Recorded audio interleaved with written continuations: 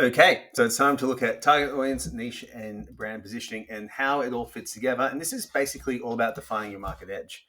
So, defining your target audience is, as an online coach, probably one of the most important things to do. So, it's a specific group of people that are most likely going to benefit from and be interested in your services. So, demographics, psychographics, and behavioral characteristics, these are all part of what defines who your ideal clients are. So, there's a reason for this. Now, when you're working in a commercial gym, and this is purely for online, so please remember this is what we're positioning it as. When you're working in a commercial gym, guess what? You train everyone. There's not a single person in real life that you push away when you're starting off in your business in a commercial gym. For online, you need to be very, very specific with this, because if you're not, what's going to happen is your content is not going to reach anyone. Okay, it's going to just get lost in the mass of stuff that there is out there. So we need to be very specific, because then we can create very specific solutions for problems. So age, gender, income level, occupation, education, location. Now it says here young professionals in urban areas looking to improve their fitness. We might be looking at mums over 40 whose kids have gone to school and now they want to take care of themselves again. Okay.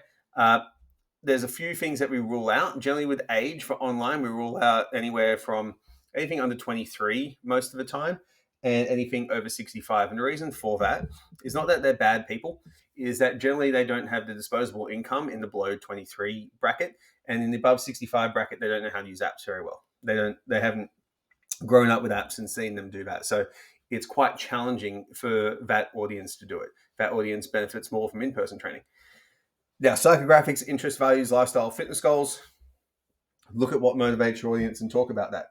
So if you're super shredded, for example, and you're working with people who just want to lose a little bit, like 5-10 kilos fat and get out of pain, putting your content and focusing on how shredded you are isn't going to be very relatable or motivate your audience to actually make change. Now, with behavioral traits, basically look at what obstacles they face. So if you're working with mums, for example, time poor is a big thing. If you're working with PCOS, it's looking at their ability to their fitness challenges. They're going to have challenges with losing weight. They're not going to be able to get a normal calorie deficit. A normal calorie deficit is not going to work for them because they've got metabolic disturbances that mean they need to maybe do a little bit more. Okay. So once you've done that, now knowing all these things is not as important as all these things here, demographics, psychographics, behavioral traits, as actually tailoring the service to that audience. Okay. Because the behavioral characteristics, we're not going to know everything all the time for those people. Okay, we're not going to know how they behave all the time, but we're going to have some pretty good ideas. Now, with tailored services, we customize our training programs and offerings to meet the specific needs and preferences of a niche. So home-based workouts, is it gym-based workouts? Like, what is it and why is that particular workout actually helping that person? So one of our coaches has had really incredible success with a program I put together called, the Strength Aerobic Method. He has called it something else, and targeted it towards people with blood sugar regulation issues. This program itself is designed in a way to optimize insulin sensitivity, both from the GLUT4 transporter mechanism and also the cyclic AMPK mechanism. And what he can do is he can show really good social proof of that, because the program works for it, people believe in it, and then he can talk a little bit about the science, that actually helps people believe he's the expert in the program, and the results are there. So you can create targeted marketing campaigns that resonate with your audience, which increases engagement and conversions, because a lot of these people have the same problems. And when they see that, they go, oh yeah, that's me. They click like, and then you can start engaging. And when you address the unique motivation and pain points of your client, then, it's so much easier to have a better client relationship. Now, for that, your niche is obviously a big part of your target audience. Okay. So I've been talking about, PCOS and diabetes and all other fun stuff like that. So a niche, specialized segment of the market that focuses on a specific area or aspect. So you do need to niche for online. Absolutely no questions asked on that one. Okay. It's a very, very big thing that we need to do. So we need to assess our strength and interest. So I generally use this formula. What do you excel at? What are you passionate about? And who are you? Okay. So for a lot of people, who they are becomes their niche. So mums, for example, in the fitness industry is one. I'm going to point out a downside of that. Experience is not necessarily expertise. Just because you've gone through something doesn't mean you're an expert at solving the problems. We see this all the time with physique competitors who do one show and then all of a sudden they're comp coaches. They have experience, not expertise. And we all give them all the hell in the world for doing that. But guess what? When a mum or a dad just becomes a dad for the first time, or a mum sets up a program for that, we go, oh, that's nice. It's the exact same thing. And these coaches wonder why they don't have the success that they think they deserve. It's because they don't have the expertise of that. So it's a combination of who you are, what you excel at, and what you're passionate about. When I started off in commercial gyms, I actually found my niche from what did the audience need. Okay. And this is something that you can do in real life as well. So I don't want to take away from everything that we do in real life. When you're in the gym, look at the demographic, look at the audience. My gym that I first started personal training at was attached to an RSL club. RSL clubs are generally where people who are a little bit older, they go and hang out, and they generally have one thing in common. They've got injuries, they've got aches and pains from a long life of doing stuff. So I worked in rehab. And with that, rehab and helping people move pain-free.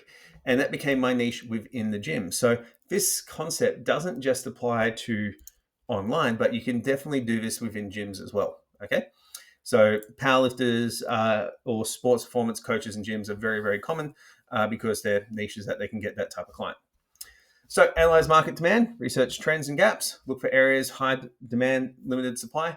Blood sugar regulation, NDIS are two very simple ones. Okay. Working with massively obese people as well who are using Ozempic. They need support as well. So they're areas where there's high demand but limited supply. And evaluate your competitors. So when you do decide a niche, it's really important to start looking at the competitors that you had and what they actually do and what they're missing. Because if you can fill in what they're missing, you're going to get those customers who are looking for exactly that. Now, the benefits of a niche is it specialized expertise. You establish you're expert in a particular area, attracting clients who seek that, which is great. Targeted marketing, so you can focus very much on all your content and all your marketing going towards that particular niche, and reduce competition. Okay, when you move into the right niche, there is always going to be reduced competition. Now, and how we position our brand, I went too far, in that is we need to look at what makes our personal training service technique and why clients should choose us over others. So, for example, I'm a PCOS expert who works with women 30 to 40 to drop 5 to 10 kilos and can get their period back under control. That's a very unique value proposition that's very valuable because what it does is it tells people exactly who you are, what you do, how you help, and why. Okay. And that's taken from analyze your competitors' strengths and weaknesses. So for a lot of competitors, for example, they will look at always just dropping weight. Okay, helping women PCOS drop weight. Well, helping PCOS women drop weight and regain their cycle is a much better proposition for that. So a lot of competitors don't do that because they don't have the skill set. And when you say you do that, you also are positioning yourself as the expert with more knowledge. So clearly articulate this all the time, okay, as much as you can what you do. And with that strong positioning, increased recognition, the majority of educators who win the Fitness Australia Professional of the Year all have a very strong niche, okay, a very strong brand positioning as well. Like they're the expert in women's health or the expert in, online CEC courses or whatever it is, because it's strong and memorable. Okay, it will also get ideal clients and you'll get enhanced loyalty because people will go to you more and more. Okay, they will stick around with you if you help someone with a problem that's more clearly defined. They will stick with you for longer. For example, if I help people drop 5 to 10 kilos while eliminating their back pain forever and getting their deadlift over 100 kilos, very strong brand proposition, very strong niche. If I achieve that promise, they're going to trust me a great deal. So they will stick around for a very long time. Okay. Because one of the things with getting someone out of a very specific pain problem is it encourages them to stick around for a long time because you solve the problem. You've inherently become incredibly valuable to that person. So really important to do. So some practical tips. Conduct market research. Again, who are you? What do you excel at? What are you passionate about? Look at that. You need to figure that stuff out. Now, refine your messaging. Tailor your messaging to address the specific needs, preferences, and pain points, and use language and imagery that resonates with them. As you get better at this, and really understand your niche more, your messaging should become more refined. Okay, so don't think that you need to nail it day one. It will get better. And then you adapt. Okay, so you look at the feedback and you adapt. If you see a post or a particular thread of marketing talking about work well, do more of that. Using polls on your Instagram account is a really good way to find out what people want to hear more of. So if you're a PCOS coach, if you want to hear more about weight loss, do you want to hear more about regulating your period? Do you want to learn more about dropping, reducing body hair, for example? Another problem that they have, and another problem would be low energy. And then you can see what people want, and then you respond to that, and that helps build a cohesive brand identity. And with this all becomes part of one picture. Okay, so with the niche, for example, we're going to use PCOS. We're probably not going to use brown as a color or bright red. Okay, it's brown, bright red aren't really the colors that reflect that niche. But if I'm doing powerlifting, red might be a really good color to use because it's got that tone of aggressiveness in there. And if I'm doing PCOS coaching, for example, my logo better not have a barbell in it because it's not really useful. But if I'm doing powerlifting, having a barbell refines that. So what you want to do with it, all this information from the brand, and it's certainly worth spending your time on, make sure that it all is coherent and congruent. And if you do that, you have a much stronger brand that you can actually see what you need to do to build it out. From there, you're going to have much more success with your business.